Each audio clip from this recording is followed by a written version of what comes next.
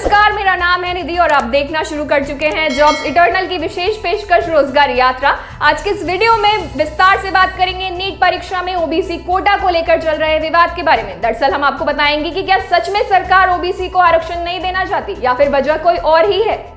लेकिन उससे पहले बात करते हैं आज की अन्य खबरों के बारे में। राजस्थान लोक सेवा आयोग यानी कि आरपीएससी ने राजस्थान राज्य और अधीनस्थ सेवा संयुक्त प्रतियोगी प्रारंभिक परीक्षा 2021 यानी कि आरएएस प्री एग्जाम 2021 के लिए ऑनलाइन फॉर्म भरने की तिथि स्थगित कर दी। आरएएस के लिए आवेदन प्रक्रिया बुधवार 28 जुलाई से शुरू होने वाली थी। आयोग ने 20 जुलाई को आरएएस एवं अधीनस्थ सेवा 2021 की अधिसूचना जारी की थी, जिसके अनुसार राज्य सेवा के 76 आरएएस, 77 आरपीएस सहित कुल 363 पदों पर भर्ती होनी है। इसी प्रकार अधीनस्थ सेवा के लिए कुल 625 पदों पर भर्ती की जाएगी।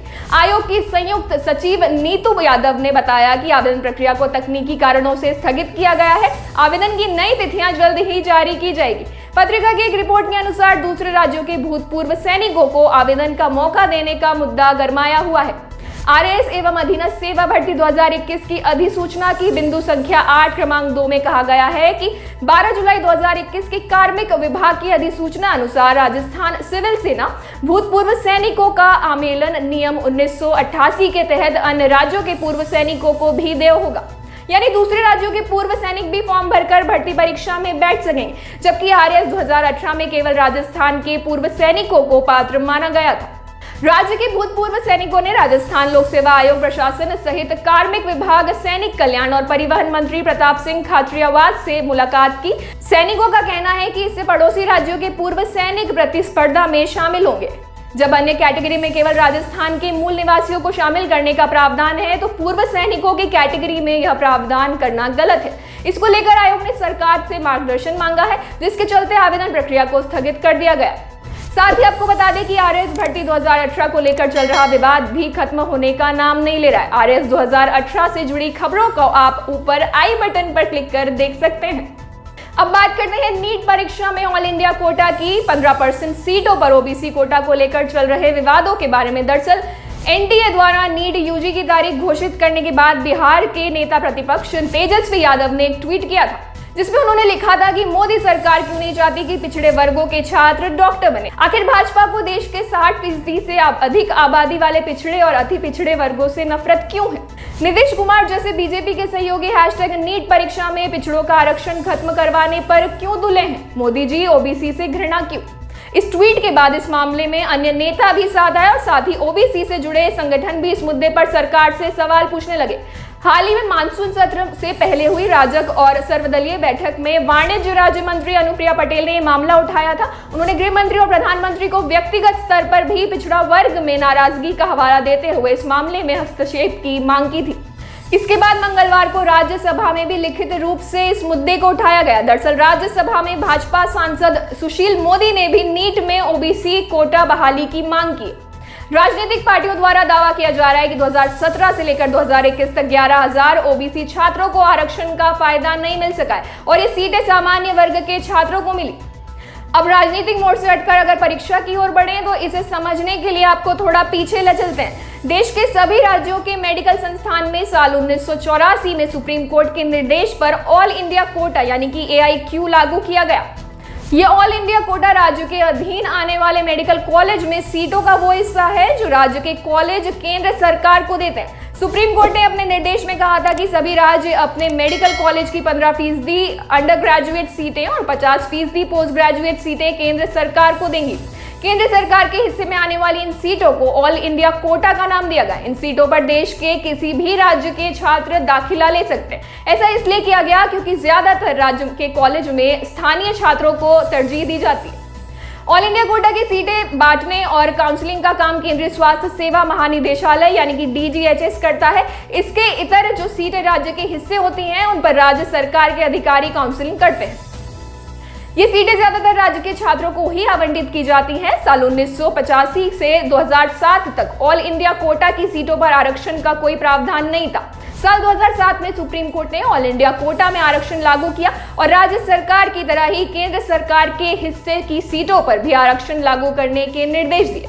इसमें 7.5% आरक्षण SC के लिए है और 15% आरक्षण ST के लिए।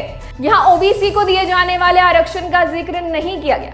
इसके बाद साल 2010 में मेडिकल काउंसिल ऑफ इंडिया यानी कि एमसीआई नीट परीक्षा का रेगुलेशन लेकर आई और नीट को देश भर में पूरी तरह लागू साल 2017 में किया गया।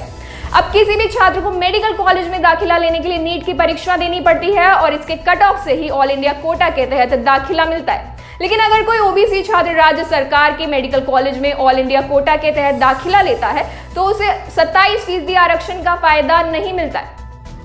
आपको बता दें कि साल 2020 में जब ये सवाल मद्रास हाई कोर्ट में एमसीआई से पूछा गया तब मेडिकल काउंसिल ऑफ इंडिया ने कहा ऑल इंडिया कोटा में केवल अनुसूचित जाति और जनजाति को ही आरक्षण दिए जाने का प्रावधान है। इसमें अन्य पिछड़ा वर्ग को आरक्षण नहीं दिया जा सकता। ये नियम सुप्रीम कोर्ट के साल 2007 के आदेश के आधार पर बनाए गए थे। जब तक सुप्रीम कोर्ट इस वर्तमान प्रक्रिया में बदलाव नहीं करता है ये प्रक्रिया ऐसे ही चलती रहनी चाहिए।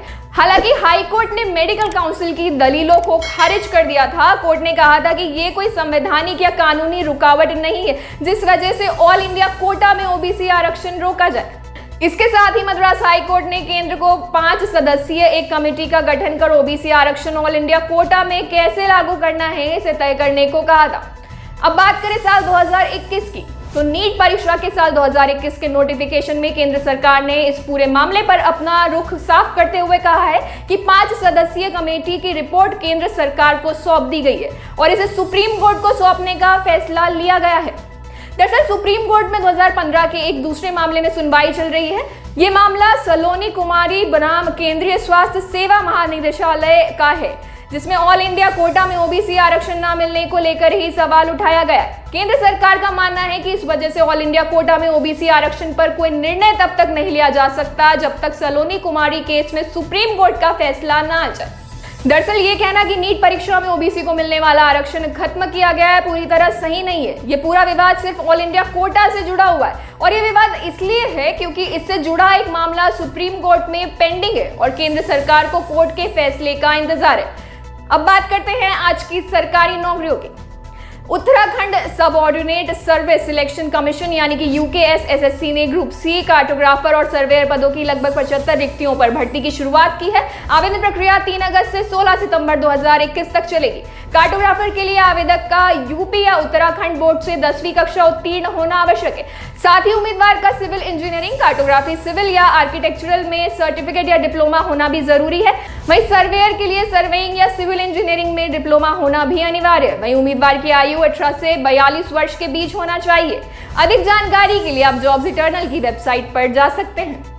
आज की रोजगार यात्रा में बस इतना ही। किसी भी सरकारी नौकरी की जानकारी और आवेदन हेतु आप डिस्क्रिप्शन में दिए गए लिंक पर क्लिक कर हमारी ऑफिशियल वेबसाइट jobseternal.com पर जा सकते हैं। अगर आपको ये कार्यक्रम पसंद आया हो या इससे आपकी या किसी और की सहायता होती है तो इसे लाइक और शेयर करें। साथ ही शिक्षा और रोजगार की खबरों से अवगत रहने के लिए हमारे चैनल को सब्सक्राइब जरूर करें। धन्यवाद।